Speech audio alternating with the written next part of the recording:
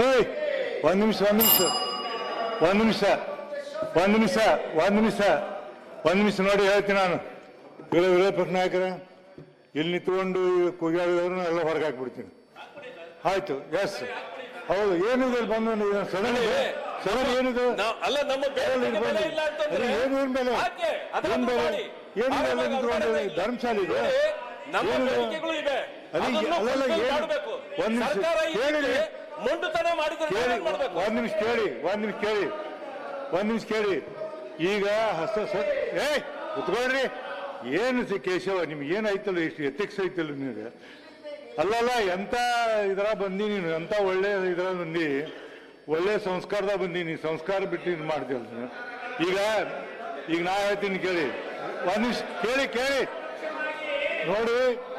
ಪಕ್ಷವಾಗಿ ಆಡಳಿತ ಪಕ್ಷವನ್ನ ನಾವು ಕಂಡಮ್ ಮಾಡ್ತಕ್ಕಂಥದ್ದು, ಅಧಿಕಾರ ಇರ್ತಕ್ಕಂಥದ್ದು ಸಂಸ್ಕಾರ ಅಲ್ಲ ಅಂತ ನಾವು ಪದ ಹೇಳಿದ್ರೆ ದಯಮಾಡಿ ಕ್ಷಮಿಸ್ಬೇಕು. ದಯಮಾಡಿ ಅವ್ರು ಹೇಳಿ ನಾನು ಅಧಿಕಾರಕ್ಕೆ ಹೋಗಿಲ್ಲ ಅಂತ ಹೇಳಿದ್ರೆ ದೇವೇಗೌಡ ನೀನು ಬಿಡು, ನೀ ಬಿಡು, ಇದೆಲ್ಲ ಬಿಡು.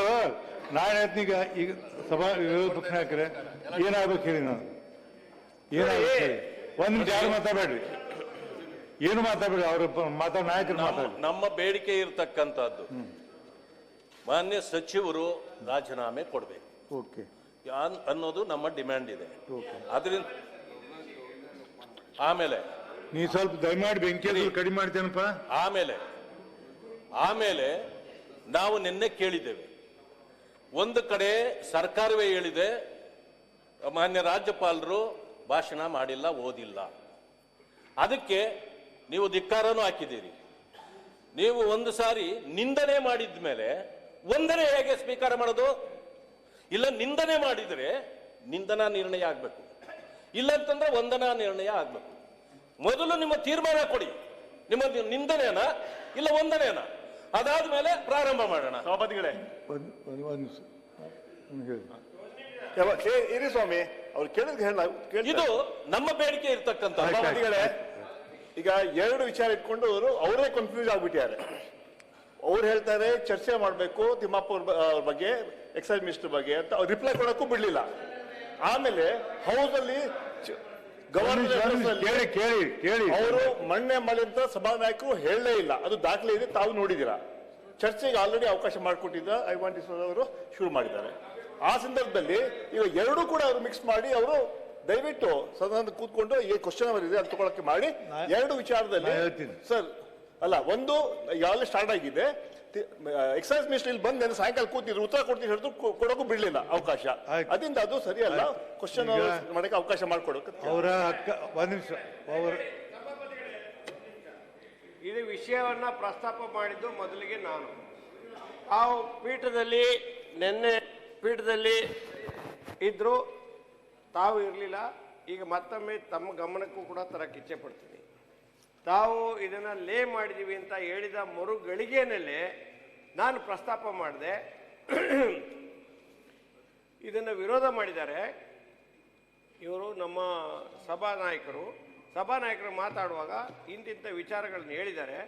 ಆದ್ದರಿಂದ ಇದು ಲೇ ಮಾಡಿದ್ದೀವಿ ಅಂತ ಹೇಳ್ತಕ್ಕಂಥದ್ದು ತಪ್ಪಾಗ್ತದೆ. ಲೇ ಮಾಡಿದ ಮೇಲೆ ಅವರು ಅದನ್ನು ಒಪ್ಪಿದ್ದೀವಿ ಅಂತ ಹೇಳಿದರೆ ನೀವು ಅಲ್ಲಿ ಸೂಚಿಸೋದಕ್ಕೆ ಅವಕಾಶ ಕೊಡ್ಬೋದು, ಆಮೇಲೆ ಅನುಮೋದನೆಗೆ ಅವಕಾಶ ಕೊಡ್ಬೋದು.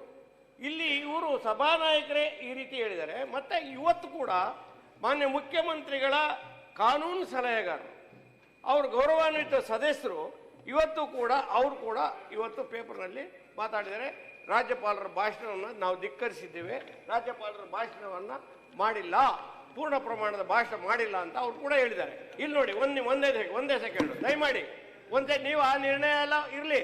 ನಾವು ರಾಜ್ಯಪಾಲರ ಭಾಷಣವನ್ನು ನಾವು ಒಪ್ಪಿದ್ದೀವಿ, ಪೂರ್ಣ ಓದಿದ್ದೇವೆ ಅಂತ ಕೂಡ ನಾವು ಹೇಳ್ತೀವಿ.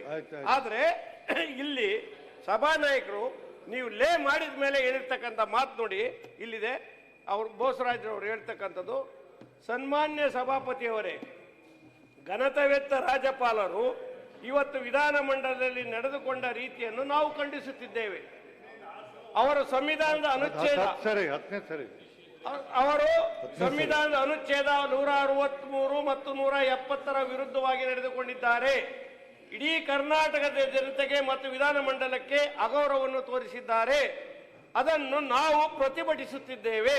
ಕೇಂದ್ರ ಸರ್ಕಾರದ ಕೈಗೊಂಬೆಯಂತೆ ನಡೆದಿದ್ದಾರೆ ಅಂತ ಅದೇ ಹೇಳಿದ ಮಣ್ಣೆ ಮಾಡಿ ಹೇಳಿದ ಮೊರದಲ್ಲಿ ಅಲ್ಲ